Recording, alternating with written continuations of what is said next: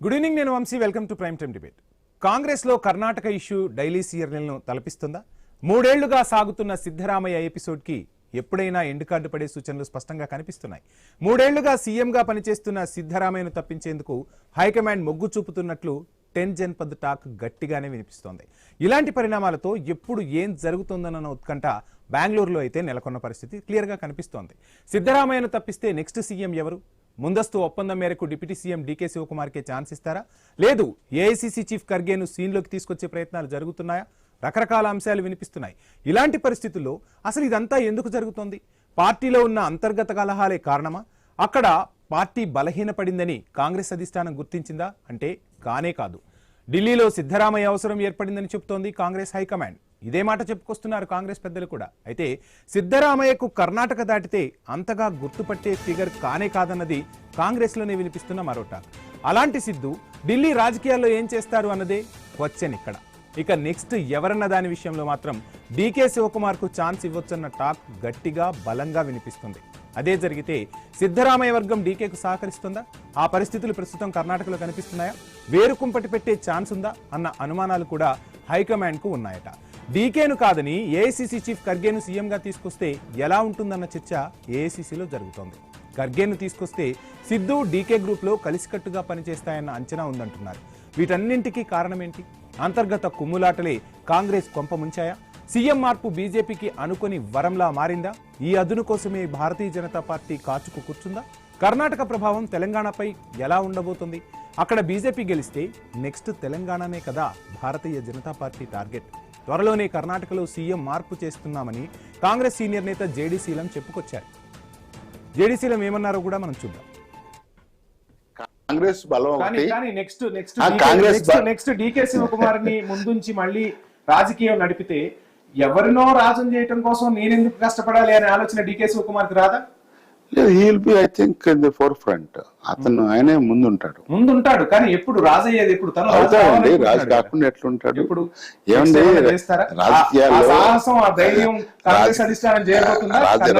రాజకీయాల్లో చాలా ఓపిక అవసరమని ఆయన కన్నా రాజశేఖర రెడ్డి తర్వాత ఆయన్ని చూశాను నేను ఓపికలో. So he will become CM తప్పకుండా. సో ఆయన నేతృత్వంలోనే రెండోసారి మళ్ళీ కాంగ్రెస్ పార్టీ అధికారంలోకి రాబోతుంది. That is for sure. Right. ఇక రాజకీయ వ్యూహాలను పసిగట్టడంలో ఐ న్యూస్ ముందుంటుంది అనేది మరోసారి సుస్పష్టమైంది. జేడీ శీలంతో చేసిన పూర్తి ఇంటర్వ్యూ త్వరలోనే ఐ న్యూస్లో ప్రసారం కానుంది. చాలా విషయాలు, కర్ణాటక రాజకీయాలే కాదు తెలంగాణ రాజకీయం ఏ విధంగా మారబోతుంది, తెలంగాణలో కాంగ్రెస్ అధిష్టానం తీసుకునే స్టెప్స్ ఏ విధంగా ఉండబోతున్నాయో కూడా మనం త్వరలోనే చూడబోతున్నాం. రైట్. ఇక ఇదే అంశానికి సంబంధించి ఈరోజు మనతో మాట్లాడేందుకు తులసిరెడ్డి గారు జూమ్లో సిద్ధంగా ఉన్నారు. అదేవిధంగా గంగాపురం వెంకటరెడ్డి గారు జూమ్లో సిద్ధంగా ఉన్నారు. పెంటపాటి పుల్లారావు గారు ప్రముఖ రాజకీయ విశ్లేషకులు జూమ్లో సిద్ధంగా ఉన్నారు. ఇక డాక్టర్ శ్యామ్ ప్రసాద్ గారు ప్రముఖ విశ్లేషకులు జూమ్లో సిద్ధంగా ఉన్నారు. తులసిరెడ్డి గారికి, వెంకటరెడ్డి గారికి, పెంటపాటి పుల్లారావు గారికి, శ్యామ్ ప్రసాద్ గారికి నమస్కారం సార్. నమస్తే. సో మొత్తంగా కర్ణాటక రాజకీయం జోరందుకుంటుంది. పుల్లారావు గారు, మీ నుంచే స్టార్ట్ చేస్తాను. ఏంటి శివతాండవం చేయబోతున్నట్టుగా కనిపిస్తోంది. మొత్తంగా శివకుమార్ పార్టీ పగ్గాలు పూర్తిగా నేనే తీసుకోవాలి, ఇక నేను ముఖ్యమంత్రి కావాల్సిందే అని గట్టిగానే పట్టినట్టుగా కనిపిస్తోంది. ఎలా చూస్తున్నారు ఈ శివతాండవాన్ని? ఆయన ఎవరో ఆప్ చేయలేరు. కాంగ్రెస్ పార్టీకి ఆపితే ఇది చాలా పరిణామాలు వచ్చేస్తాయి. మీరు ఒకటి జ్ఞాపకం పెట్టుకోండి, ఆయనకి 2.5 సంవత్సరాల తర్వాత ఇస్తా అన్నారు, ఇవ్వలేదు. అలా గడుపుకుంటా వచ్చారు. 3 సంవత్సరాలు అయిపోయింది.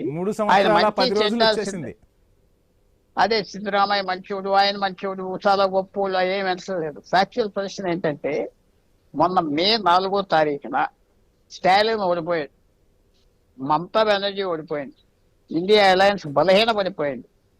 సరే, కాంగ్రెస్ గెలిచింది కేరళ విశేషంగా. కానీ సతీశన్ అనే ముఖ్యమంత్రి ఆయనే పదవి సంపాదించుకున్న ఢిల్లీ ఎస్టాబ్లిష్మెంట్ కి వ్యతిరేకంగా. అది అందరికి తెలుసు కదా. ఆయన చేతిలో ఎమ్మెల్యేలు లేరు, పవర్ఫుల్ జనరల్ సెక్రటరీ, అన్ని నడిపే 7 సంవత్సరాలు బట్టి దాదాపు ప్రెసిడెంటే అంటారు. కేసీ వేణుగోపాల్కి ఆ చిన్న రాష్ట్రంలో ముఖ్యమంత్రి ఇచ్చి ఇవ్వలేకపోయారు. అప్పటి నుంచి 100% డీకే శివకుమార్ ఫేస్ మాట అంత మారిపోయింది. అంటే పెంటపాటి పుల్లారావు గారు, నాకు మనం ఇస్తావా? చూస్తాం కాంగ్రెస్ హైకమాండ్ నిర్ణయం తీసుకుంది అంటే ఆ నిర్ణయానికి ఎవరైనా కట్టుబడి ఉండాల్సిందే. ఈ ఆ విషయంలో ధోరణి కాదు, కాస్త మీ మాటకి మార్పు అది వచ్చా? చెందిందా, మారిందా? మారిందని కాదు, అది వేరే కాంగ్రెస్ హైకమాండ్. ఉమ్, ఇవన్నీ ఓడిపోయి రాకుండా ఉండి Hmm. సతీష్ ముఖ్యమంత్రిని కాలం ఇవ్వకుండా చేస్తే శివకుమార్ కూర్చుండు. ఎప్పుడైతే వీక్నెస్ చూపెట్టారో ఇక మారిపోయింది. అతను ఆర్టీసీ శిక్ష లేదు. ఆఫ్టర్ ఆల్ ఉమ్, సతీష్ గారు చాలా గొప్పోడే, కానీ ఈయన ముందర ఏంటి డి శివకుమార్ ముందల డి శివకుమార్ ఏమంటున్నాడు, 2014 నుంచి 12 సంవత్సరాలు నేను పార్టీకి ఎన్నో సేవలు చేస్తే చాలా బోల్డ్ మ్యాన్. ఆయన కర్ణాటక పాలిటిక్స్ లో ఈసారి రాకపోతే ఆయనకి ఏం తెలుసు, మళ్ళీ ఎలక్షన్ వస్తాయి 2028, ఓడిపోయారు అనుకో 33, దీనికి మళ్ళీ ఛాన్స్ ఎక్కడ వస్తుంది ఉమ్, ఆయనకి తెలుసు. ఇప్పుడే అవుతే అవుతాం, లేకపోతే లేదు అని నాకు అనిపించింది, కనపడింది. ఆయన చాలా సీరియస్ అయిపోయాడు. నాకు ఇవ్వకపోతే నేను చేసేది నాకు లెక్కలేదు అన్నట్టుగా చెప్పేశారు. యా, అందువల్ల ఈ హైకమాండ్ లేదు, కాంగ్రెస్ లేదు, ఆయనకి ఇవ్వటం తప్పదు. ఉమ్, ఆ ఇచ్చాక కొన్ని పగ్గాలు గిగ్గాలు పెడతారు, వేరే మాట, ఇవ్వటం తప్పదు.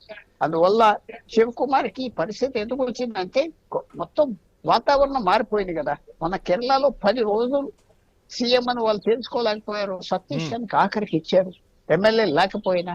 ఉమ్, ఇవన్నీ శివకుమార్ కమెంట్ కూడా చేశాడు, మంచి పని చేశారు, ఎవరికైతే సపోర్ట్ ఉన్నది ఏవో అన్నాడు అలాంటి మాటలు. సో ఇది ఆయనకి ఇస్తారు, నేను అంతా జరిగింది కూర్చోబెడతాం, మాట్లాడతాం, మీరు రండి, తర్వాత కూర్చోబెడదాం, మళ్ళీ రాణి గదిలోకి, అంతా ఏదో. అండ్ పరమేశ్వరన్ పేరు కూడా వినిపిస్తోంది ఇక్కడ. పరమేశ్వరన్ పేరు కూడా వినిపిస్తోంది. సిద్ధరామయ్య ఈ ప్రపోజల్ తీసుకొచ్చాడు. పరమేశ్వరన్ నాకు 100 మంది ఎమ్మెల్యేల మద్దతు ఉందంటూ కూడా సిద్ధరామయ్య చెప్తున్నట్టుగా ఢిల్లీ నుంచి టాక్స్ అయితే వినిపిస్తున్నాయి. సో ఏమైనా ఆ మ్యాజిక్ ఏమైనా చేసే అవకాశాలు ఉందా కాంగ్రెస్ అధిష్టానం? కొంత ఎమ్మెల్యేలు, ఆయన ముఖ్యమంత్రిగా ఉన్నాడు అక్కడ, తులసిరెడ్డి గారు మన మిత్రుడు సీనియర్ మ్యాన్ ఉన్నాడు. దిగిపోయాక ఎంతమంది ఉంటారు సిద్ధరామయ్యతో, ఆయన పడుకోకుండా ఉంటాడు, మిగతా వాళ్ళు పరుగు పారిపోతారు. నేను ఇందాకే న్యూస్ వచ్చింది, పాత మినిస్ట్రీలో 20 మందిని దింపేస్తున్నాం, 25 మందిని తగ్గించేస్తున్నామని పరిగెడుతున్నారు మమ్మల్ని ఇన్క్లూడ్ చేయాలని. సిద్ధరామయ్య గారు ఆయనకి ఎమ్మెల్యేలు ముఖ్యమంత్రిగా ఉన్నప్పుడు ఉంటారు, లేనప్పుడు లేరు, అది నా వ్యూ. సో అంటే అధికారం ఎటువైపు ఉంటే ఎమ్మెల్యేలైనా మంత్రులైనా అటువైపు వెళ్తారంటారు. అంటే అధికారం తగ్గిపోయాక శివకుమార్ లాంటి వాళ్ళు ముఖ్యమంత్రి అవ్వాక వాళ్ళు ఇటు అటు గెంతులు వేస్తే నెక్స్ట్ టైం చాలా పవర్ఫుల్ మ్యాన్ శివకుమార్. టికెట్ రానివ్వడు, చేయనివ్వడు, చాలా పవర్ఫుల్ మ్యాన్. నేను ఇందాక కంపేర్ చేస్తున్నా, సతీష్ కి శివకుమార్ కి కంపారిజన్ లేదు.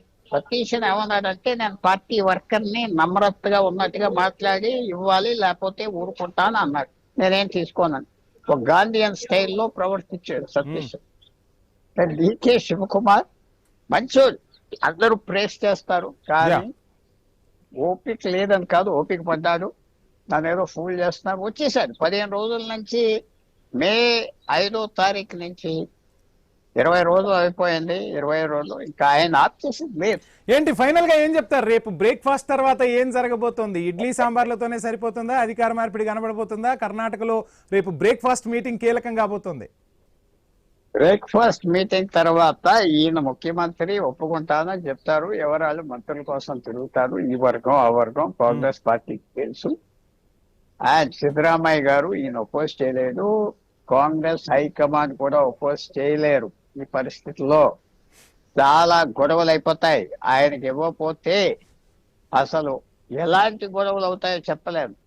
ఎవరో తమ్ముడు, ఒకసారి ఆయన తమ్ముడు మాజీ ఎంపీ ఆయన అన్నారు అనుకుంటా మళ్ళీ బెంగళూరు ఎయిర్పోర్ట్ లో దిగనవం అన్నట్టుగా ఎవరో అన్నారు. ఎవరు దిగనవరో మీకు తెలుసా? పేర్లు చెప్పను, ఇది చిన్న విషయం కాదు, ఇది సెట్ అయిపోయింది. ఇది అవ్వకపోతే నేను చాలా ఆశ్చర్యపోతాను. సో మొత్తంగా ఫైనల్ గా శస్త్రాలను బంధించాడంటారు డీకే శివకుమార్. అంతే, ఫినిష్. ఆ సమయం వచ్చింది, ఆయనకి పేషెన్స్ పోయింది. ఇప్పుడు అవ్వకపోతే మళ్ళీ అవను, అది ఆబ్వియస్ కదా. మళ్ళీ గెలవాలా, 7 సంవత్సరాల తర్వాత ఎవడు ఉంటాడు ఎవడు పోతాడు, ఇస్తే పట్టు ఇస్తే పోతే పో అన్నట్టుగా చెప్తున్నాడు ఆయన ఢిల్లీలో. మాట్లాడు. Thank you sir, thank you so much Pullarao garu. Yeah, Tulasireddy గారు.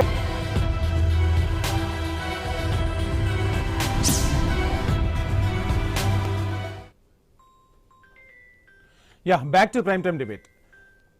తులసిరెడ్డి గారు, 1989 తర్వాత ఐ థింక్ కర్ణాటకలో మీకు అసలు బిగ్గెస్ట్ విన్ ఇది. సో ఏంటి అంటే బీహార్లో భారతీయ జనతా పార్టీ ఏదైతే ఈక్వేషన్ అప్లై చేసిందో ఆ ఈక్వేషన్ని కర్ణాటకలో కూడా కాంగ్రెస్ అప్లై చేయబోతుంది అన్నట్టుగా తెలుస్తోంది.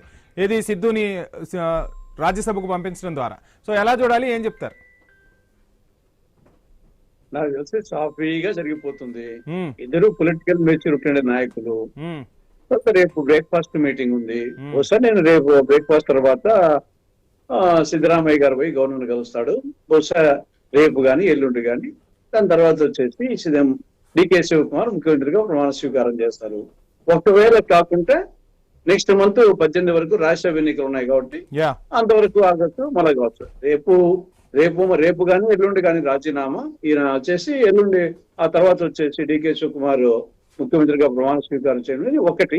లేదంటే రాష్ట్ర ఎన్నికలు కూడా ఎక్కువ రోజులు లేవు కాబట్టి 18 తారీఖున నెక్స్ట్ మంత్ కాబట్టి అంతవరకు ఉంది. కాబట్టి సాఫీగా జరుగుతుంది. ఇది రొటేషనల్ ఫార్ములాలో భాగంగా 2023లోనే ఇప్పుడు ఇద్దరు స్టాల్ బార్డ్సే, ఇద్దరు కర్ణాటక కాంగ్రెస్ కు మూల స్తంభాలు. కాబట్టి 2023లోనే అప్పుడే వచ్చేసి ఇద్దరిని ఏ విధంగా ఉపయోగించుకోవాలని చూసి ఆయన సీఎం గా, ఆయన డిప్యూటీ సీఎం గా రొటేషనల్ ఫార్ములా పెట్టారు. ఆ రొటేషనల్ ఫార్ములా ప్రకారంగా దానికి తోడు ఇంకా కొంత ఎక్కువైంది. అది కూడా వచ్చేసి కర్ణాటకలో మొత్తం 22 చీఫ్ మినిస్టర్స్ లో ఇంతవరకు నిజలింగప్ప గాంధీ వరకు ఎక్కువ రోజులు వచ్చేసి ముఖ్యమంత్రిగా ఉన్న సీఎం గా కూడా అది కూడా దాటిపోయింది. 8 సంవత్సరాల 11 రోజులు. కాబట్టి అది కూడా వచ్చేసి కొంత ఉన్నది, దాటితే బాగుంటుందని రికార్డ్ అని చెప్పేసి అది కూడా దాటింది. కాబట్టి సో మొత్తంగా సిద్ధరామయ్య ఏ ఈక్వేషన్స్ వాడాలో, ఎక్కడి వరకు ఏది అంటే చివరి క్షణం వరకు సీఎం పీఠాన్ని అంటిపెట్టుకోవడం కోసం చేయాల్సిన ప్రయత్నాలన్నీ చేశారు. కాంగ్రెస్ అధిష్టానం పిలిచింది. ఇటు శివకు సంబంధించి ఒత్తిడి పెరుగుతూ వస్తుంది, పరిస్థితులు మారుతూ ఉన్నాయి ఎక్కడికక్కడికి కూడా. గతంలో కూడా ఈయన క్లియర్ గా చెప్పారు, ఎట్టి పరిస్థితుల్లో శివకుమార్ ఇక 2 సంవత్సరాలన్నర అయిపోయింది, నాకు పదవి ఇవ్వాల్సిందే అని పట్టుబట్టిన సందర్భాన్ని కూడా మనం చూసాం. కానీ శివకుమార్ ఒత్తిడితోనే కాంగ్రెస్ అధిష్టానం దిగొచ్చిందా? మీరు చెప్తున్నట్టుగా ఈక్వేషన్ లో భాగంగానే ఇప్పటికీ సమయం కుదిరిందా అనేది ఏంటి, క్లియర్ గా ఏం చెప్పగలరు? అప్పుడే రొటేషన్ ఫార్ములా అంటారు కదా, ఇప్పుడు పెట్టింది కాదు కదా. 2023లోనే అది బయటికి చెప్పకుండా కానీ అది మామూలుగా మరెందుకు ఇప్పుడు సిద్ధరామయ్య పరమేశ్వరన్ పేరు తీసుకొస్తున్నారు? అహిందా అనే ఒక వర్గాలు మొత్తాన్ని ఏకం చేసి ఆ వర్గాల మద్దతు మొత్తం నాకే ఉంది, నేను చెప్పిన వాళ్ళకే సీఎం ఇవ్వాలని కూడా మాట్లాడుతున్నారన్న టాక్ కూడా వినిపిస్తుందిగా గట్టిగానే. అది టాకే తప్పని చేసి అది వాస్తవం కాదు. ఆయన పొలిటికల్ మెచ్యూరిటీ వాడు. 9 సార్లు ఎమ్మెల్యే అయినాడు. ఈయన శివకుమార్ 8 సార్లు ఎమ్మెల్యే. ఈయన శివకుమార్ కు ఉన్నటువంటి అడ్వాంటేజ్ ఈయనకున్నాయి, ఆయనకున్న అడ్వాంటేజ్ ఆయనకున్నాయి. శివకుమార్ వచ్చేసి 8 సార్లు ఎమ్మెల్యే, ఒకే నియోజకవర్గం నుండి మెజార్టీ వచ్చేసి 1,00,000 పైన. ఆయన కేపీసీసీ అధ్యక్షుడు, తర్వాత ఉప ముఖ్యమంత్రిగా ఉన్నాడు, ఆర్థికంగా బలం ఉండేవాడు, యంగ్స్టర్. ఆయనకున్న అడ్వాంటేజ్ ఆయనకున్నాయి. తర్వాత ఒక్కరిగా క్యాస్ట్. ఇక్కడ ఈయనకున్న అడ్వాంటేజ్ వచ్చేసి 2 సార్లు సీఎం, తర్వాత రాజకీయ చిత్రుడు, అహింద అనేది ఒకటి ఉంది. తర్వాత 9 సార్లు ఎమ్మెల్యే అయినాడు, 14 సార్లు కర్ణాటక బడ్జెట్ ఆర్థిక మంత్రిగా ప్రవేశపెట్టినాడు. కాబట్టి ఇద్దరికి మెచ్యూరిటీ ఉండేవాళ్ళు. కాబట్టి ఆ రొటేషన్ ఫార్ములాలో భాగంగా ఆటోమేటిక్ గా 2.5 సంవత్సరం కాకుండా ఇంకా కొంత ఎక్కువ అయిపోయింది. అది కూడా ఆయన మొత్తం 8 సంవత్సరాలు నిజలింగప్ప దేవరాజర్ష కంటే ఎక్కువ రోజులు ముఖ్యమంత్రిగా చేసిన ఆ రికార్డు కూడా ఆటిపోయింది. కాబట్టి చులక వచ్చేసి తన వర్గం అని ఉంటుంది కదా, 2 సార్లు ముఖ్యమంత్రి అయిన తర్వాత ఆటోమేటిక్ గా వచ్చేసి రేపు నెగోషియేషన్స్ కాడ డిప్యూటీ సీఎం పోస్టులు కానీ, తర్వాత కర్ణాటక అధ్యక్ష పదవిలో కానీ, మిగతా మంత్రులు కానీ యాంగిల్లో వచ్చేసి మాట్లాడతారు తప్పని చేసి ఇంకా అది దాని అంటి పెట్టుకొని శివకుమార్ కాకుండా ఇంకొకరును ఇంత ఏముండదు. డెఫినెట్ గా శివకుమారే. దాంట్లో వచ్చేసి డిప్యూటీ సీఎం పోస్టులు అని 1, 2, 3 ఎవరెవరికి ఇవ్వాలి. తర్వాత ఆయన కొడుకు యతీంద్ర ఉన్నాడు, ఆయన పొజిషన్ ఏమి క్యాబినెట్ లేకపోతే డిప్యూటీ సీఎం ఇస్తారా? తర్వాత కేపీసీసీ అధ్యక్ష పదవి, మిగతా క్యాబినెట్ లో ఎవరికి అని యాంగిల్ వచ్చేసి ఓవరాల్ సామాజిక సమీకరణలు, అక్కడ ఆ రాష్ట్రంలో ఉండే సామాజిక సమీకరణలో అహిందాన్ని చూసుకోవాలి, ఇటు ఒక్కరిగా ఇటు లింగాయతు ఇవన్నీ చూసుకొని ఆ కోణంలో వచ్చేసి అధిష్టాన వర్గం, ఇద్దరు అధిష్టాన వర్గం మధ్యాహ్నం 3 గంటలకు సిద్ధరామయ్య రిజైన్ చేయబోతున్నట్టుగా కూడా వార్తలు వినిపిస్తున్నాయి గట్టిగానే. అదే ఆయన మెచ్యూరిటీ, పొలిటికల్ మెచ్యూరిటీ ఉన్నారు ఇద్దరు కూడా వచ్చేసి. చాలా సీనియర్స్, ట్రబుల్ షూటర్స్ ఇద్దరు కూడా. ఆయన యాంగిల్లో ఆయన, ఈయన యాంగిల్లో ఆయన. కాబట్టి వాళ్ళు వచ్చేసి మొదటి నుండి అధిష్టాన వర్గం ఏం చెప్తే అదే అంటున్నారు. ఇంకపోతే ఏమంటే న్యాచురల్ గా వచ్చేసి అన్నాళ్ళు నాయకులు కాబట్టి న్యాచురల్ గా కొంత వాళ్ళ వర్గాన్ని దృష్టిలో పెట్టుకోవాలి కాబట్టి ఫైనల్ గా వచ్చేసి అధిష్టాన వర్గానికి ఇద్దరు కూడా కట్టుబడి ఉంటామని మొదటి నుండి చెప్తున్నారు. కాబట్టి చాలా సాఫీగా అయిపోతుంది, ఆ ఇబ్బంది ఏముంది. తులసిరెడ్డి గారు మళ్ళీ వస్తాం మీ దగ్గరకు. వెంకటరెడ్డి గారు, ఏంటి దక్షిణాదిపై పాగా వేయాలంటే కాస్తో కూస్తో బలం ఉంది. ఇంతకుముందు అధికారంలోకి వచ్చింది కూడా కర్ణాటకలో. సో డీకే శివకుమార్ లాంటి నాయకుడు వస్తే కాంగ్రెస్ బలపడుతోంది. డీకే శివకుమార్ వైపు కర్ణాటక ప్రజలు కూడా చూసే అవకాశాలు ఉన్నాయి. డీకే శివకుమార్ని ముందు పెడితే ఖచ్చితంగా మరొకసారి విజయం ఈజీ అని చెప్పి కాంగ్రెస్ అధిష్టానం భావిస్తుంది. మీకు అంత బలమైన నేత ఉన్నారా? మళ్ళా మోడీ, అమిత్ షా వాళ్ళ ఫేసెస్ చూపించాల్సి ఉంటుందా? కర్ణాటకలో ఏం జరగబోతుంది? ఎలా చూస్తున్నారు డీకే శివకుమార్ నియామకాన్ని? ఇప్పుడు ఒకటే వంశీ గారు, కర్ణాటక రాజకీయాలు రోజు రోజుకు మారుతున్నాయి. అక్కడ ప్రజా వ్యతిరేకత ఇచ్చినటువంటి హామీలను ఇక్కడే తెలంగాణలో రేవంత్ రెడ్డి గారు ఇచ్చినటువంటి హామీలే అక్కడి నుంచి తీసుకొచ్చి దిగుమతి చేసుకుని ఒకటో రెండో ఎక్కువ చేసి ఇక్కడ ఎన్నికలకు వెళ్ళినారు, అది వేరే సంగతి. ఇక్కడ అక్కడ హామీలను నీళ్ళల్లో వదిలేసిన పరిస్థితి కనపడుతున్నటువంటిది. ప్రజల్లో తీవ్రమైన అసంతృప్తి ఉన్నమాట వాస్తవము. పైగా అక్కడ ఉండేటువంటి ముఖ్యమంత్రి గారి మీద అనేక అవినీతి ఆరోపణలు ఉన్నటువంటి సందర్భం కనపడుతుంది. డీకే శివకుమార్ మీద కూడా అనేక ఆరోపణలు ఉన్నవి. దానికి సంబంధించినటువంటి కేసులు, దాని గురించి నేను చర్చకు పోను గానీ అది వాళ్ళ పార్టీ అంతర్గత వ్యవహారం. ఏది ఏమైనప్పటికీ కూడా మొన్న 20 మేకు వచ్చేటప్పటికి 3 సంవత్సరాలు ముగిసింది ఆ రాష్ట్ర ప్రభుత్వం ఏర్పడి. వాస్తవానికి మాట్లాడమన్నప్పుడు మాకు పార్టీలతో సంబంధం లేదు, కానీ అక్కడ దూరదృష్టి కలిగిన, సమన్వయం చేయగలిగిన, ప్రజల్లో బలమైనటువంటి ఆర్థిక కేంద్రీకృతమైనటువంటి వ్యక్తి శివకుమార్ గారు. అన్ని రకాలుగా అక్కడ జాతీయ పార్టీకి, ఇక్కడ రాష్ట్ర పార్టీకి కూడా అనేక రకాల వనరులు, ఆర్థిక వనరులు సమకూర్చినటువంటి వ్యక్తి. అట్లాంటి వ్యక్తి మొదట్లోనే అడిగినాడు. 2.5 సంవత్సరాలు అన్నారు. ఇప్పుడు నేను ఈ మాట ఎందుకు చెప్తున్నాను, గత ఎలక్షన్ మొత్తం కూడా శివకుమార్ దగ్గరుండి నడిపించినట్టే కదా కర్ణాటకలో అధికారంలోకి రావడంలో ఆయన రోల్ కూడా చాలా కీలకం. వాస్తవం. మొదట్లో ఆయన అడిగినాడు, సరే పెద్ద మనిషి ఉన్నాడు ఉండనియండి, సిద్ధరామయ్య గారిని తర్వాత 2.5 సంవత్సరాల తర్వాత అన్నారు. 2.5 సంవత్సరాలు అయిపోయి కూడా 6-7 మాసాలు అయిపోయింది. అక్కడ తులసిరెడ్డి గారు ఎంత చెప్పినప్పుడు కూడా ఆ పార్టీలో అనేక రకాల అసంతృప్తులు, వర్గాలుగా విడిపోయినటువంటి పరిస్థితి కనపడుతున్నటువంటి మాత్రం చాలా స్పష్టంగా ఉంది. ఇప్పుడు మీరు నిన్న పిలిచారు, ఇద్దరిని పిలిచి రాహుల్ గాంధీ లాంటి వ్యక్తి 6 గంటలు 8 గంటలు మాట్లాడినాక కూడా ఆయన ఒప్పుకోలే. ఆయన కొడుకు ఇస్తాము, ఆయనకు ఢిల్లీలో మీకు అవకాశాలు ఇస్తాము, అవి ఢిల్లీలో ఆయన ఏం చేస్తారండి, వచ్చి ఆయన చేసే పరిస్థితి లేదు, ఆయనకి హిందీ కూడా రాదు, అవన్నీ వేస్ట్ మాటలు. ఇప్పుడు అక్కడ జరిగింది ఏంది, ఆ కాంగ్రెస్ పార్టీలో అసంతృప్తుల పర్వం అనేటువంటి జరుగుతుంది. ఒకవేళ సాఫీగా జరిగిపోతే పర్వాలేదు, సాఫీగా జరిగినా కూడా అది ఎంతకాలం ఉంటది, ఏముండదు అనేది వేచి చూస్తుందా కమలదళం అక్కడ ఏదైనా? మేము వేచి చూడడం కాదు, మేము బ్రిడ్జి దాటాలని మాకు ఇష్టం లేదు. బ్రిడ్జి దాటవలసి వచ్చినప్పుడు తప్పకుండా దాడతాం. మేము చాలా రాష్ట్రాల్లో వచ్చారుగా, బ్రిడ్జిలు వినిపించిందిగా. బ్రిడ్జిలు దాటం ఇష్టం కాదు, అసలు బ్రిడ్జిలో వేశారన్న టాక్ ఉందిగా మీ మీద, లేదా? బ్రిడ్జిలు ప్రజల కోసం వేస్తాం, రాజకీయ బ్రిడ్జిలు, ఇన్ఫ్రాస్ట్రక్చర్ బ్రిడ్జిలు కాదు సార్, పొలిటికల్ బ్రిడ్జిలు. ఏం లేదు, వాళ్ళ ఇంట్లో వాళ్ళు ఉంటే ఎవరెందుకు వాళ్ళని మారుస్తారండి, అట్లేం కాదు. మేము అట్లా చేయాల్సినటువంటి అవసరం లేదు. వాళ్ళు 5 సంవత్సరాల పాలన చేయాలని మేము కోరుకుంటాము. కానీ ఈ 3 సంవత్సరాల నుంచి ఒకరి మీద ఒకరు చేసుకుంటున్న ఆరోపణలు, రేపు మారుతుంది, ఇవాళ మారుతుంది, నాయకత్వం మారుతుంది, సీఎం మారుతాడు అనేటువంటి దాని కింద అక్కడ అభివృద్ధి అనేటువంటిది కుంటుపడిపోయింది. చేయవలసిన కార్యక్రమాలు చేయలేకపోతున్నారు, సంక్షేమ కార్యక్రమాలు చేయలేకపోతున్నారు, అనేక రకాల విమర్శలు రావడం జరుగుతుంది, ప్రజల్లో అసంతృప్తి ఉంది. కాబట్టి భారతీయ జనతా పార్టీ వెంకటరెడ్డి గారు, డీకే శివకుమార్ ని తట్టుకునేంత నాయకుడు భారతీయ జనతా పార్టీ నుంచి ఎవరున్నారు? బొమ్మాయి తట్టుకోగలరా? ఇంతకుముందు మేము ఉన్నప్పుడు రాలేదా? అట్లా కాదండి. నిన్నటి వరకు వెనకుండి చదరంగా నాడించాడు, ఇప్పుడు తనే చదరంగం ఆడబోతున్నాడు, రాజకీయ చదరంగం. ఎవరు ఇగో ఇక్కడ చూడండి, బలమైన నాయకులంతా కూడా మట్టి గరిచిపోయినటువంటి పరిస్థితి ప్రజాస్వామ్యంలో పార్టీలకు అతీతంగా మాట్లాడుతున్నది. అట్లా అతను బలమే. అక్కడ ప్రజలలో తీవ్రమైన అసంతృప్తి ఉంది. అక్కడ జరిగినటువంటి అవినీతి ఏ స్థాయిలో ఉన్నదో కానీ నా పాలన చూడండి, నాకు ఒక అవకాశం ఇవ్వండి అని అడగచ్చు కదా రేపు. అక్కడ ఫేసెస్ చూసినప్పుడు ఇద్దరు నాయకులు ఏది చూసినప్పుడు చూస్తే- డికే శివకుమార్ అక్కడ బెస్ట్ గా కనిపించే అవకాశాలు ఉన్నాయిగా. ఇక్కడ కాంగ్రెస్ ఉన్నాయా లేదా? కాంగ్రెస్ ఒక మంచి స్కెచ్ చేసింది అనుకోవచ్చా ఎలక్షన్ కు ముందు? ఇప్పుడు సిద్ధరామయ్య ఏం చేస్తాడనేది కూడా గుర్తుపెట్టుకోండి మీరు. భవిష్యత్తులో సిద్ధరామయ్య వర్గం రేపు ఏ రకంగా తీసుకుపోతుంది, ఏ రకంగా చేస్తారు. భారతీయ జనతా మనం పార్టీ రాకున్నా- భారతీయ మనం- జనతా మనం పార్టీ రాకు- సిద్ధుకు ఆఫర్ లే, ఇవ్వబోతుందా? వినండి మనం రాకున్నా పర్లేదు కానీ శివకుమార్ గారు మరొకసారి రాష్ట్రంలో అధికారానికి రాకూడదు అనేటువంటి కోణంలో ఉంటది అక్కడ పరిస్థితి. ఇప్పుడు ఎందుకు అవన్నీ మాట్లాడేది, గతంలో వచ్చే భవిష్యత్తులో ఏం జరుగుతుంది మనం చెప్పడం జేడీఎస్ లేదు. నుంచే కదా, జేడీఎస్ నుంచి సిద్ధరామయ్య వచ్చారు కాబట్టి ఏమైనా ఒక ఆఫర్ ఇవ్వబోతుందా కాషాయ పార్టీ? అవన్నీ అప్రస్తుతమైన అంశములు, ఊహాజనితమైన ప్రశ్నలకు నా దగ్గర సమాధానం లేదు. కాకపోతే ఏంటంటే అక్కడ కుంపటి అసంతృప్తులు జ్వాలలు బ్రహ్మాండంగా ఉన్నాయి. రేపు అయ్యే వరకు అయిన తర్వాత ఎంతకాలం అది ఏ రకంగా ఉంటుంది అనేటువంటిది వేచి చూద్దాం. ఎందుకు తొందర ఎందుకు పడతారు? మరలా వస్తా వెంకటరెడ్డి గారు. శ్యాంప్రసాద్ గారు, మొత్తంగా అధికార మార్పిళ్ళు అనేవి జరుగుతూనే ఉంటాయి. మొదటి నుంచి కూడా వినిపిస్తుంది కర్ణాటకలో.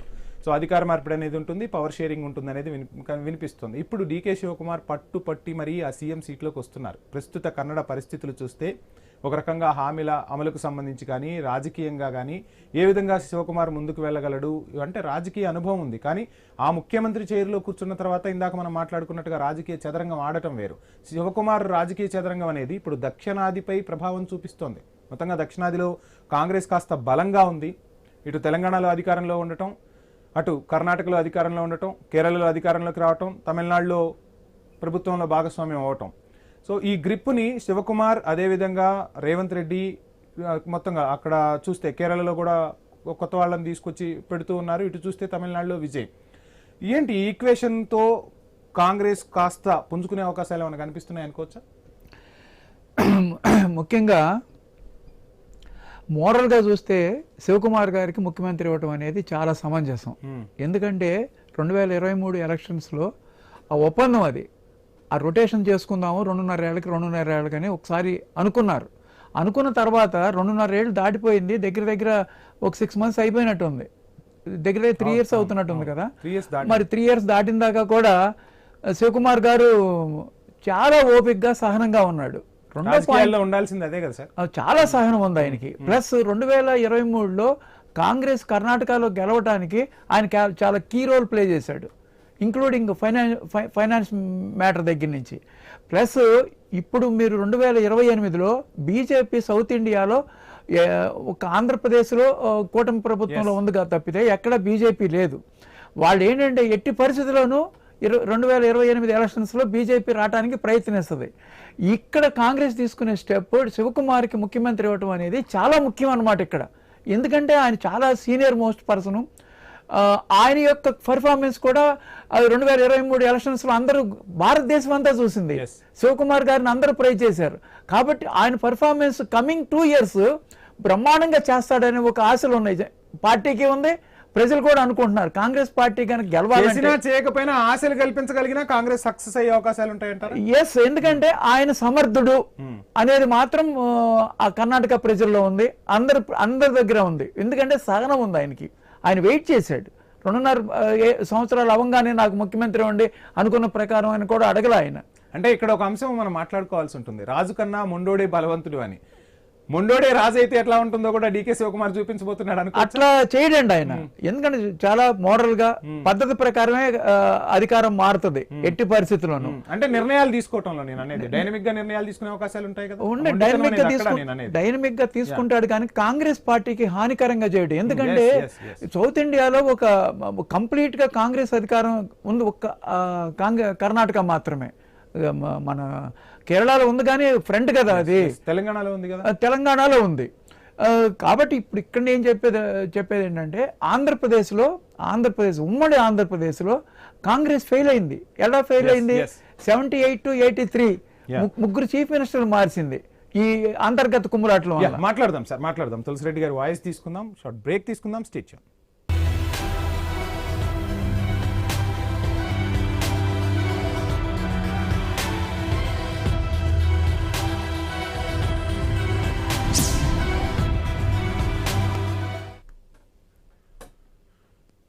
Yeah back to prime time debate. ఇక గవర్నర్ అపాయింట్మెంట్ కోరినట్టుగా తెలుస్తుంది సిద్ధరామయ్యను తప్పిస్తే నెక్స్ట్ సీఎం ఎవరు అంటే డీకే పేరే గట్టిగా బలంగా వినిపిస్తుంది కన్ననాట.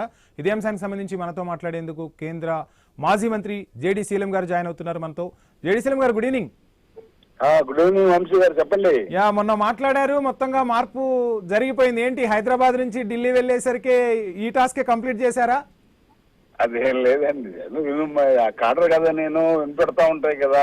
యా, సో ఐ థింక్ రేపేదో వెళ్ళి ఆయన రాజీనామా ఇస్తారని బోగట్ట. దెన్ ఐ థింక్ లేదు రేపు 3 PM కి సిద్ధరామయ్య రాజీనామా చేయబోతున్నారన్న తాకైతే గట్టిగానే వినిపిస్తోంది. అదే చేస్తారు, రేపు చేస్తారు. చేసి వెంటనే ఐ థింక్ 99.9% డికే శివకుమార్ గారికి అవకాశం ఉంటుంది. But there will be 3-4 deputy సీఎంలు ఉండొచ్చు అని కూడా టాక్. సో ఇక్కడే కాస్త ఆ కాన్ఫ్లిక్ట్ అనేది ఉంది. ఆ కాన్ఫ్లిక్ట్ క్లియర్ చేసే ప్రయత్నం చేస్తుందా కాంగ్రెస్ అధిష్టానం?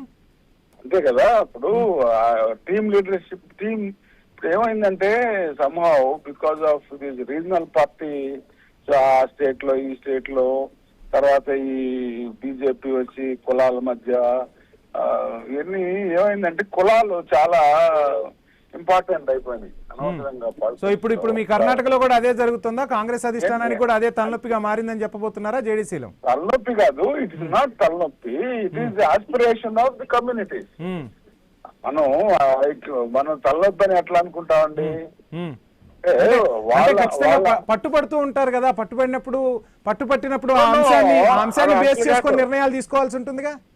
నో కాంగ్రెస్ ఆల్వేస్ బీన్ అన్ని కులాలు కాంగ్రెస్ లో ఇది మా పార్టీ అనేటువంటిది ఇప్పుడు కాదు. ఎందుకు నేను తలనొప్పి అన్నానంటే ఇప్పుడు ప్రెసెంట్ ఉన్న సీఎం చెప్పిన మాట ఏంటి అంటే కొత్త అంశాన్ని తీసుకొచ్చారు. అహిందా అని ఒక వర్డ్ ని వినిపిస్తూ ఉన్నారు. వీళ్ళందరి మద్దతు నాకే ఉందని చెప్తూ ఉన్నారు ఆయన. అహిందా ఇప్పుడు కాదు, ఆయన జనతాదళలో ఉన్నప్పటి నుండి ఉంది. అంటే అల్పసంఖ్యాకులు బలంగా వినిపిస్తున్నారు కదా వర్డ్. హిందుళిత వర్గదవరు, తర్వాత దళితులు అని, అంటే minorities, backward classes, Dalit should be United అని ఆయన జేహెచ్ పటేల్ గారు, సోషలిస్ట్ లీడర్స్ ఉన్నారు కర్ణాటకలో. చాలా కర్ణాటక మనకన్నా చాలా ప్రోగ్రెసివ్ స్టేట్ అండి. అందరూ ఇంత పేదరికానికి ధనికుల మధ్య డిఫరెన్స్ ఉండదు, ఇంత ప్లూరలిజం ఉండదు అక్కడ. మామూలుగా మీకు అర్థమైందని నేనేం చెప్తుందో పాఠకులకు వినేవారికి అర్థం అవుతుంది. ఈ 45 ఏళ్లలో కొంత వర్గం రాజకీయాల్లో రెడ్డిస్ ఉన్నారు, ఈ 30 ఏళ్లలో కమ్మాస్ ఉన్నారు. ఏంటంటే బాగా అంటే అందరూ నేను తప్పు పడుతున్నాను. బికాజ్ ఐ హ్యావ్ నేను real Congress person. I like and work for everybody. What ever నేను చెప్తుంది నేను అక్షరాలా చేస్తాను, అందులో లేదు. కానీ ఈ ఫ్యూడలిజం ప్లస్ పవర్ తలకెక్కిపోయింది కొంతమందికి. దాంతో పాటు ఆంధ్రప్రదేశ్ నుంచి రాజ్యసభకు ఎవరు వెళ్ళబోతున్నారు? మీ పేరు కూడా వినిపిస్తోంది. ఢిల్లీలో ఈ అంశం ఏమైనా తెరపైకి వచ్చిందా? అంటే కర్ణాటక నుంచి ఆంధ్రప్రదేశ్ కు చెందిన వ్యక్తులు. లేదండి, ఎందుకంటే అక్కడ ఖార్గే గారు ఆల్రెడీ ఆయనకి ఇస్తారు, అంటే ఎక్స్టెన్షన్ చేయాలి కదా ప్రెసిడెంట్ గారు కదా నేను అనుకోవడం. సో ఇది కాంగ్రెస్ పార్టీ అన్ని వర్గాల్ని సమానంగా చూస్తారు. 4 సీట్లు ఉన్నాయి, 4 రాజ్యసభ సీట్లు ఉన్నాయి కదా. 4లో 3 వస్తాయండి. 3 వస్తాయి.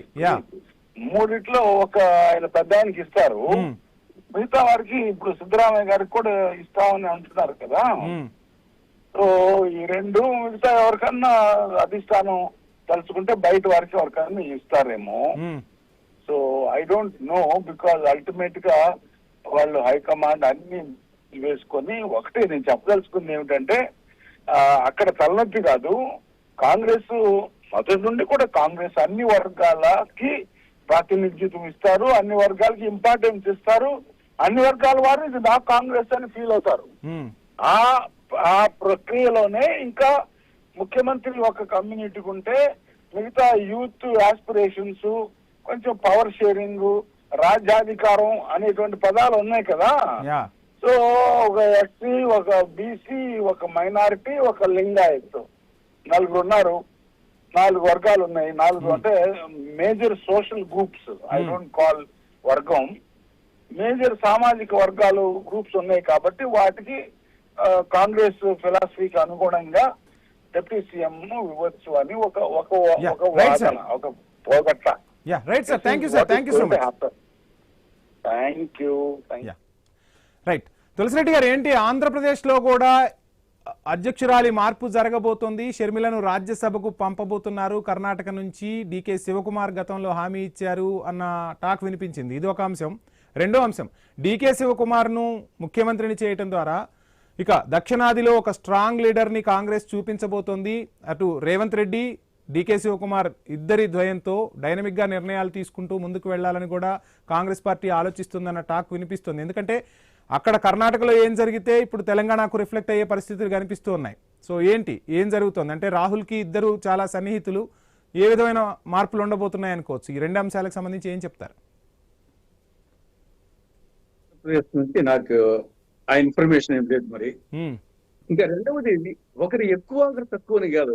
సిద్ధరామయ్య కొన్ని మెరిట్స్ ఆయనకు ఉన్నాయి, టీకే శివకుమార్ మెరిట్స్ ఆయనకు ఉన్నాయి. ఒక రొటేషన్ ఫార్ములాలో వస్తుంది. ఆ ప్రకారం అయితే బీజేపీలో ఉడక 17వ అసెంబ్లీ 2008 నుంచి 2013 వరకు 3 ముఖ్యమంత్రులు మారినారు. బిఎస్ యడ్యూరప్ప, సదానంద గౌడ్, జగదీష్ షెట్టర్. 17వ అసెంబ్లీలో 3 మారినారు. 17వ అసెంబ్లీలో 4 మారినారు. ముందు యడ్యూరప్ప, మళ్ళా కుమారస్వామి, మళ్ళా యడ్యూరప్ప, మళ్ళా బసవరాజు బొమ్మాయి. కాబట్టి ఒకసారి 3, ఒకసారి 4. కాబట్టి ఇది ఏదో కొత్తగా వచ్చింది కాదు, రొటేషన్ ఫార్ములా ఇద్దరు ఈక్వల్ కాబట్టి చేశారు. ఖచ్చితంగా రేపు వచ్చేసి కానీ భారతీయ జనతా పార్టీ ఏం చెప్తుంది అంటే అక్కడ మేము మార్చాం, కానీ ఇక్కడ కాంగ్రెస్ పార్టీలో ఉన్న నేతల అసమ్మతి వల్ల మార్చాల్సి వస్తుంది అన్న పరిస్థితి వాళ్ళు క్రియేట్ చేస్తున్నారుగా. అది నిజమా కాదా? వారు మార్చేది ఏంది? మేము అధిష్టానం మార్చుకుంది అంటే భారతీయ జనతా పార్టీ ఏం చెప్తే అది అక్కడ కమలం నేతలు విన్నారు, కానీ ఇక్కడ అసమ్మతితో మార్చాల్సి వస్తుంది అన్నది. అదేం సరదా ఏమన్నా మార్చడం అనేది వాళ్ళ సౌలభ్యం కోసం, పరిపాలనా సౌలభ్యం కోసం, పార్టీ సౌలభ్యం కోసం కోరి మార్చి సరిపోతుంది కదా ఆ ప్రకారం అనుకుంటే. కాబట్టి ఆ పరిస్థితులు బట్టి ఆ పార్టీ కానీ ఈ పార్టీ కానీ డెసిషన్ తీసుకుంటే ఇక్కడ ఇద్దరు అవసరమే. తర్వాత 2029 వరకు ఏ ఇబ్బంది లేదు, ఎందుకంటే పార్టీల బలాబలాలు చూసుకుంటే 29 తర్వాత అనేక అంశాల వల్ల ప్రభావితం చేస్తాయి. ఇప్పుడు పార్టీల బలాబలాలు చూసుకుంటే మొత్తం 224 గాను 2 వేకెంట్ గా ఉన్నాయి. దీంట్లో 113 కాంగ్రెస్, 113 మ్యాజిక్ 136 మ్యాజిక్ ఫిగర్ 113 కావాలా. ఇది 224 తీసుకున్నా గానీ 2 వేకెంట్ గా ఉన్నాయి కాబట్టి 112 సరిపోతాయి. 136 ఉన్నాయి కాబట్టి ఇంకా 2029 వరకు ఆ ఇబ్బంది ఏమి ఉండదు. 2029 తర్వాత కూడా అక్కడ మైతాల్మంటి కాంగ్రెస్ కు బలమైనటువంటిది. దేశంలో ఈవెన్ దేశవ్యాప్తంగా ఇందిరాగాంధీ ఎమర్జెన్సీ ఓడిపోయినప్పుడు కూడా అప్పుడు ఉమ్మడి ఆంధ్రప్రదేశ్, కర్ణాటకనే కాంగ్రెస్ ను రక్షించాయి. కాబట్టి మైతాల్మంటి కాంగ్రెస్ కు కర్ణాటక కంచుకోట. ఇద్దరు మెచ్యూరిటీ నాయకులు, ఆర్థిక బలము, అంగబలము, సామాజిక బలము అన్ని ఉన్నాయి వచ్చేసి. కాబట్టి 2029లో కూడా మీరు చెప్పినట్లు బీజేపీకి తల వచ్చింది, కానీ కొంత కాంగ్రెస్ వచ్చేసి బహుశా బీజేపీ కంటే కొంచెం అప్పర్ హ్యాండ్. అటు స్టేచర్, నాయకుడి స్టేచర్ కానీ మిగతా అన్ని హంగులు ఉన్నటువంటి కర్ణాటక బీజేపీ కంటే కొంత మధ్యాలు ఉంటే ట్రాక్ రికార్డ్ కాకుండా అన్ని హంగులు ఉన్నాయి. కాబట్టి మళ్ళీ 2029లో కూడా మళ్ళా కాంగ్రెస్ అధికారంకి వచ్చే అవకాశం ఉంది. 29 వరకు డోకా లేదు, 29 వరకు తర్వాత కూడా మళ్ళీ వచ్చే అవకాశాలు ఉన్నాయి. 28 అసెంబ్లీ, 29 లోక్సభ. కాబట్టి దాన్ని దృష్టిలో పెట్టుకుని కాంగ్రెస్ ఆచితూచి అడుగేస్తుంది. నేను అడిగిన క్వశ్చన్కి ఆన్సర్ రాలా మీ దగ్గర నుంచి. సింపుల్ గా తేల్చేశారు, షర్మిల్ని రాజ్యసభకు పంపే అవకాశం ఉందా లేదా ఒకటి. రెండో క్వశ్చన్ ఏంటి అంటే డీకే శివకుమార్, రేవంత్ రెడ్డి ద్వయంతో దక్షిణాది మొత్తాన్ని కాంగ్రెస్ పార్టీ టార్గెట్ చేస్తుంది, కాంగ్రెస్ పార్టీ బలపడబోతుంది, ఈ ఈక్వేషన్ ని తెరపైకి తీసుకొస్తుంది అన్న టాక్ కూడా వినిపిస్తుంది. ఎందుకంటే కమలం టార్గెట్ నెక్స్ట్ తెలంగాణ, కర్ణాటకే. ఈ రెండింటిని కాపాడుకోవాలంటే ఇద్దరు కూడా డైనమిక్ లీడర్లే ఉండాలనేది ఆలోచనగా కూడా తెలుస్తుంది. ఏమంటారు?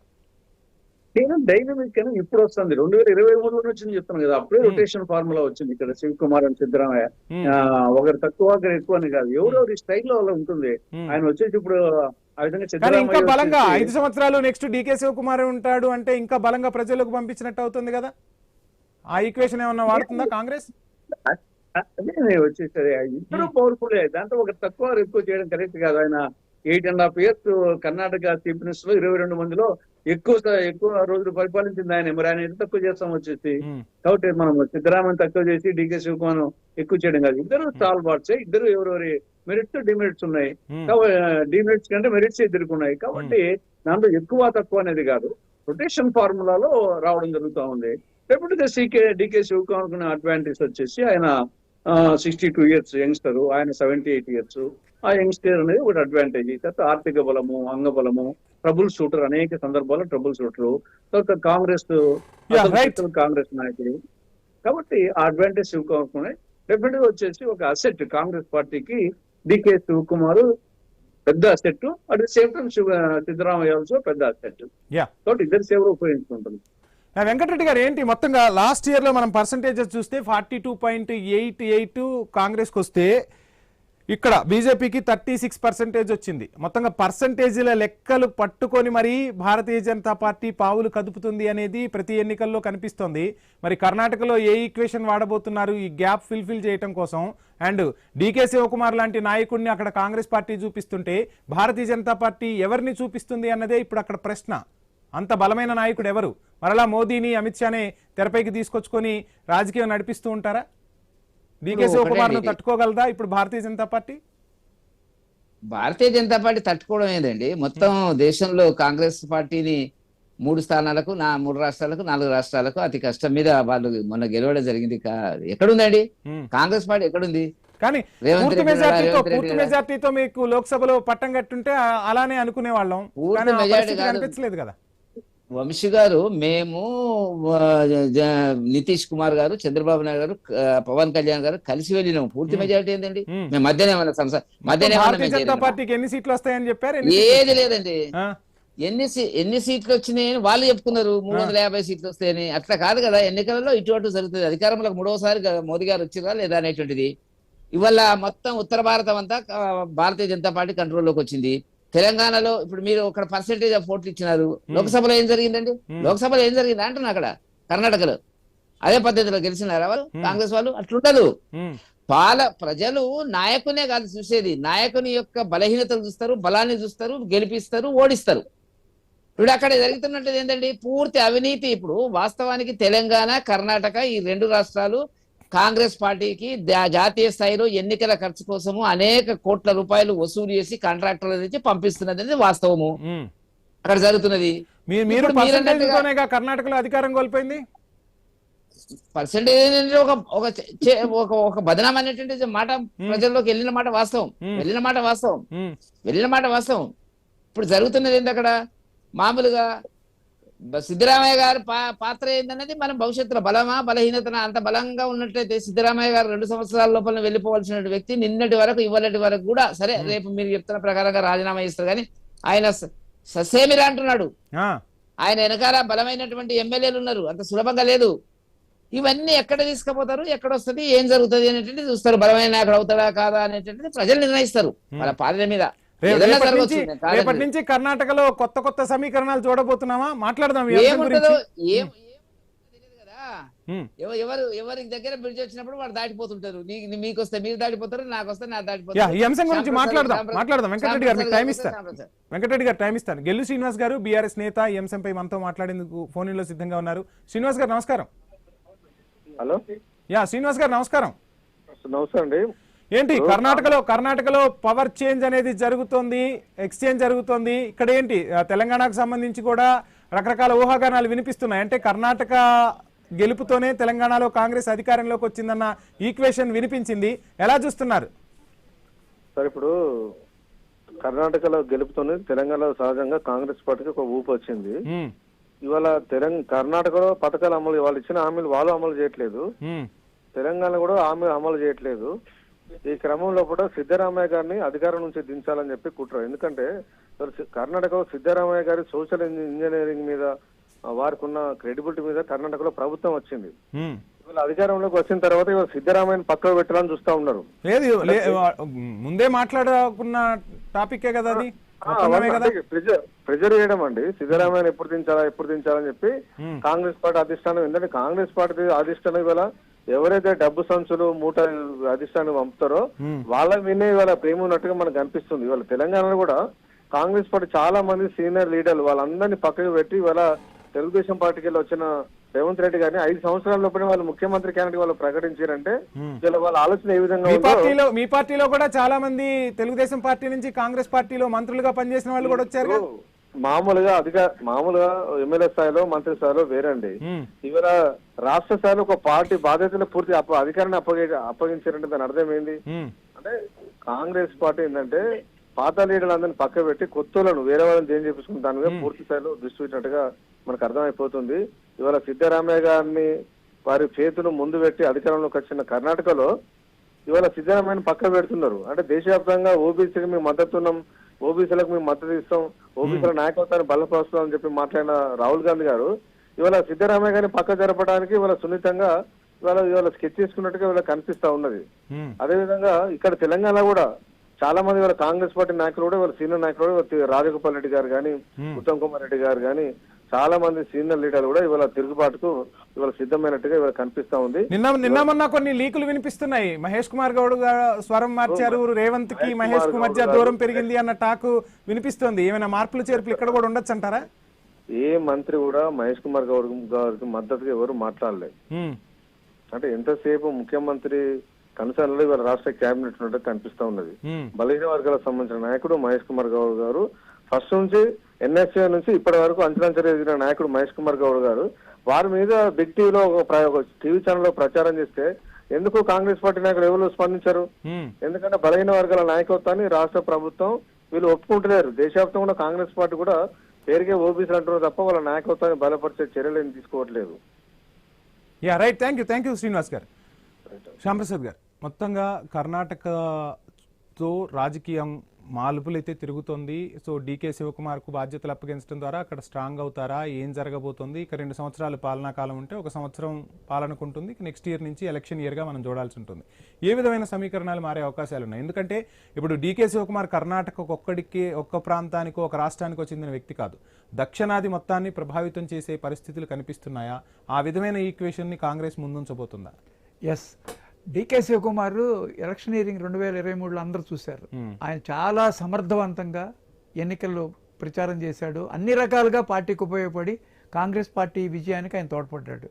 అదే సమీకరణంతో ఇప్పుడు శివకుమార్ గారిని ముఖ్యమంత్రిగా చేయటం అనేది చాలా మంచి స్టెప్ అన్నమాట. మోరల్గా మంచి స్టెప్. ఎందుకంటే సిద్ధరామయ్య గారు ఎట్టి పరిస్థితుల్లోనూ దీనికి అడ్డు పెట్టకూడదు, అడ్డు పెట్టడం అనుకుంటున్నాను. ఎందుకంటే కాంగ్రెస్ గవర్నమెంట్ భారతదేశంలో ఉంది 2-3 రాష్ట్రాల్లోనే. ఆ రాష్ట్రంలో కూడా నిలబెట్టుకోవాలంటే అందరు కలిసి ఐకమత్యంగా ఉంటేనే నెక్స్ట్ టైం కాంగ్రెస్ వస్తానికి అవకాశం ఉంది. సిద్ధరామయ్య గారు లాంటి ఎక్కువ సంవత్సరాలు ముఖ్యమంత్రిగా చేసిన వ్యక్తి వర్గ రాజకీయాలకి వేరే కుంపటి పెట్టుకునే అవకాశాలు ఎట్టి పరిస్థితుల్లో లేవు. దాన్ని ఎట్టి పరిస్థితుల్లో శివకుమార్ గారు హ్యాండిల్ చేసే కెపాసిటీ ఉంది, సమర్థత ఉంది, అంగబలం ఉంది, అర్ధబలం ఉంది, తెలివి ఉంది, ఆయన మీద నమ్మకం ఉంది ప్రజలకి. కాబట్టి ఎన్నికలకి 2028 ఎన్నికలకి శివకుమార్ గారి నాయకత్వంలో వెళ్తే బీజేపీని ఢీ కొట్టగలరు. ఈ నెక్స్ట్ టైం కాంగ్రెస్ వచ్చే అవకాశం ఉందన్నమాట. Yeah right sir. తులసిరెడ్డి గారు, ఏంటి ఆంధ్రప్రదేశ్ ఒక్కటి కనిపిస్తోంది దక్షిణాదిలో, ఎక్కడా కూడా ప్రభావం చూపలేదు. సరే, తెలంగాణ ఇవ్వటం వల్ల అక్కడ ప్రజలు కాంగ్రెస్ను వదిలిపెట్టారు, కానీ పుంజుకుందా కాంగ్రెస్ అంటే ఎక్కడ ఆ పరిస్థితులు ఇంకా కనిపించట్లేదు కదా. ఏంటి ఏ విధమైన మార్పులు రాబోతున్నాయి? దక్షిణాది మొత్తం మీద కాంగ్రెస్ ప్రభావం కనిపిస్తుంటే ఆంధ్రప్రదేశ్లో మాత్రం ఆశలు కూడా చిగురించట్లా, ఎందుకని? ఇంకా 3 ఏళ్ళు ఉంది, టైం ఉంది. ఇద్దరిది చూశారు, టీడీపీది తర్వాత వైకాపా చూశారు కాబట్టి దొందే అభిప్రాయానికి వచ్చారు. ఇప్పుడే చర్చ మొదలైంది. మార్పు మళ్ళీ కాంగ్రెస్ అనే నినాదం అనేది ఇప్పుడే స్టార్ట్ అవుతుంది ఆంధ్రప్రదేశ్. ఒక చిన్న సబ్మిషన్ ఏంటి సార్, ఒక చిన్న సబ్మిషన్ తులసిరెడ్డి గారు, ఒక చిన్న సబ్మిషన్. తులసిరెడ్డి గారు, ఒక నిమిషం అండి. తులసిరెడ్డి గారు లాంటి వాళ్ళు పిసిసి ప్రెసిడెంట్ గా వస్తే ఆంధ్రప్రదేశ్ లో బ్రహ్మాండంగా కాంగ్రెస్ వచ్చే అవకాశం ఉంది. వచ్చే అధికారంకి వస్తుందో రాదో గానీ ఆయన మీద ప్రజలందరికీ విపరీతమైన గౌరవం ఉంది, నమ్మకం ఉంది. ఆయన నిజాయితీ పడే అన్ని పార్టీల్లో వాళ్ళకి ఉంది, తెలుగుదేశం వాళ్ళకి, బీజేపీ వాళ్ళకి కానీ ఏ పార్టీకైనా సరే తులసిరెడ్డి గారిని అందరూ గౌరవిస్తారు. పిసిసి ప్రెసిడెంట్ గా కనుక ఆయన నియమిస్తే ఆంధ్రప్రదేశ్ లో అది ఒక పెను మార్పుకు దారి తీస్తుంది. రైట్. ఏంటి సిద్ధంగా ఉన్నారా పగ్గాలు చేపట్టేందుకు తులసిరెడ్డి గారు, షర్మిలను రాజ్యసభకు పంపించి? సరే, అది శ్యాంప్రసాద్ గారికి థ్యాంక్స్ చెప్తున్నాను. సరే, అది సెపరేట్ ఇష్యూ, కానీ మొత్తం ప్రజల్లో మార్పు కనపడుతుంది. ప్రజల్లో కాంగ్రెస్ అధిష్టానం ఎందుకు ఆలోచించట్లేదు? అసలు ఆలోచిస్తుందా ఆంధ్రప్రదేశ్ గురించి? అండ్ షర్మిలకు సంబంధించి ఏమో అక్కడ టాప్ కూడా మనకు వినిపిస్తోంది, చిలక పలుకులు పలకడానికి వస్తుంది చంద్రబాబు స్క్రిప్ట్ ఇస్తే అని చెప్పి. కాదు, కానీ మనం వచ్చేసి ఆ రాష్ట్ర విభజన కోరుకున్న నేపథ్యం కాదు కాబట్టి ఆంధ్రప్రదేశ్ తెలంగాణకి ఇక్కడ డిఫరెన్స్ ఏమంటే తెలంగాణ ప్రజలు కోరుకున్నది, ఇక్కడ ప్రజలకు వ్యతిరేకంగా జరిగింది కాబట్టి ఆ ఎఫెక్ట్ 2014లో అన్నది. 2019లో ఒకసారి జగన్ కి అవకాశం ఇద్దామనే యాంగిల్ ఒకసారి వచ్చింది కాబట్టి ఇప్పుడు 2 సార్లు ఇచ్చేసారు కాబట్టి ఇంకా 2029కి వచ్చేసి ప్రజలు మార్పు కోరుకుంటున్నారు కాబట్టి మన కేరళలో మార్పు కోరుకున్నారు, తమిళనాడు మార్పు కోరుకున్నారు, వెస్ట్ బెంగాల్ మార్పు కోరుకున్నారు, ఇక్కడ కూడా మార్పు కోరుకుంటున్నారు. ఆ మార్పు వచ్చేసి ఆ ఇద్దరిని చూశారు కాబట్టి మళ్ళీ కాంగ్రెస్ అనేది ఒక నినాదం వచ్చేసి ఇప్పుడే బయలుదేరుతాం. కాబట్టి నాకు 2029కి కాంగ్రెస్ ఒక అధికారంలోకి రావడమో ఒక బలమైన పార్టీకి రావడమో జరుగుతుంది, నాకు పూర్తి నమ్మకం ఉంది. సో మొత్తంగా ఆంధ్రప్రదేశ్ లో కాంగ్రెస్ కి అయితే మంచి రోజులు రాబోతున్నాయి అంటారు. అంటే మొదటి నుండి కూడా కాంగ్రెస్ కంచుకోడు కదా ఉమ్మడి ఆంధ్రప్రదేశ్. కానీ డీకే శివకుమార్ డైరెక్షన్ లోనే జగన్ నడుస్తున్నారన్న టాక్ కూడా వినిపిస్తోంది కదా మరి. ఇంకా వచ్చేసి డీకే శివకుమార్, రాజశేఖర్ ఇద్దరు కాంగ్రెస్ ఉన్నారు కాబట్టి ఆ పరిచయాలు ఫ్యామిలీ పరిచయాలు అంతే తప్పనిచ్చేసి రాజశేఖర రెడ్డికి డీకే శివకుమార్ ఉన్న నేపథ్యం వచ్చేసి ఇద్దరు కాంగ్రెస్ వాళ్ళు కాబట్టి ఈ జనరల్ గా పులివెందుల కడప ప్రాంతం వాళ్ళకు బెంగళూరుతో బాగా అటాచ్మెంట్ ఎక్కువ ఉంటుంది. హైదరాబాద్ కంటే విజయవాడ కంటే మా ఇక్కడ ఈ ప్రాంతం వాళ్ళకు బెంగళూరు చాలా బాగా రోజులు ఉంటాయి, 2-3 గంటల్లో పోతా ఉంటారు కాబట్టి ఆ యాంగిల్ వచ్చేసి అంతే తప్పని వచ్చేసి జగన్ పార్టీనే, మా పార్టీనే. సో మీ పార్టీ అయితే బలంగానే ఉందంటారు?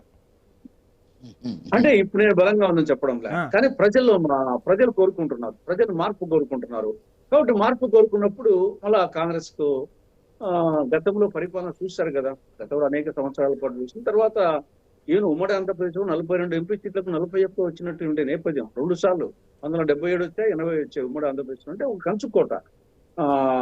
ఇందిరాగాంధీ గారికి ఉత్తరప్రదేశ్ లో 85కి 85 ఓడిపోయిన సందర్భంలో కూడా, ఆవిడ ఓడిపోయిన సందర్భంలో కూడా వచ్చేసి ఇక్కడ 42-41 వచ్చినాయి. ఆ విధంగా కాంగ్రెస్ మొదటి నుండి నెహ్రూ కుటుంబానికి, కాంగ్రెస్ పార్టీకి ఆంధ్రప్రదేశ్ కంచుకోటగా ఉన్నది. ఆ విభజన సందర్భంగా కొంత ఇబ్బంది పడింది. అది పదర్శం ఉండదు కదా, శ్మశాన వైరాగ్యం, ప్రసూతి వైరాగ్యం ఎన్నాళ్ళు ఉంటుంది. ఇందిరాగాంధీ ఎమర్జెన్సీనే 77లో ఓడించారు, 80లో మళ్ళీ గెలిపించారు. ఇప్పటికి 3 సార్లు అయిపోయింది. కాబట్టి మార్పు ప్రజలు వచ్చేసి మళ్ళీ కాంగ్రెస్ అనే యాంగిల్ లో ఆలోచిస్తున్నారు. దీన్ని మేము ఇంకా మరింత మళ్ళీ కాంగ్రెస్ అనేది ఆంధ్రప్రదేశ్ లోనా, దేశవ్యాప్తంగానా? దేశవ్యాప్తంగా కూడా, ఇక్కడ కూడా. వెంకటరెడ్డి గారు ఎలా చూస్తున్నారు? మొత్తంగా దక్షిణాదికి సంబంధించి ఒక అంశం అయితే ఈక్వేషన్ వచ్చేసింది. దక్షిణాదిలో భారతీయ జనతా పార్టీకి అంత సులువుగా అవకాశం అయితే లేని విధంగా కాంగ్రెస్ మొత్తంగా ఒక గోడనే కట్టబోతుందన్న టాక్ అయితే ఢిల్లీ నుంచే వినిపిస్తోంది. ఈ గోడను ఏ విధంగా బద్దలు చేయబోతున్నారు? గోడలు లేవు, అడ్డుగోడలు లేవు. పాపం తులసిరెడ్డి గారు విలువలు కలిగిన నాయకుడు. మరి శ్యాంప్రసాద్ గారు ఏ కోణంలో ఆయన పిసిసి ప్రెసిడెంట్ అయితే అక్కడ అధికారంలోకి రాగలుగుతాము,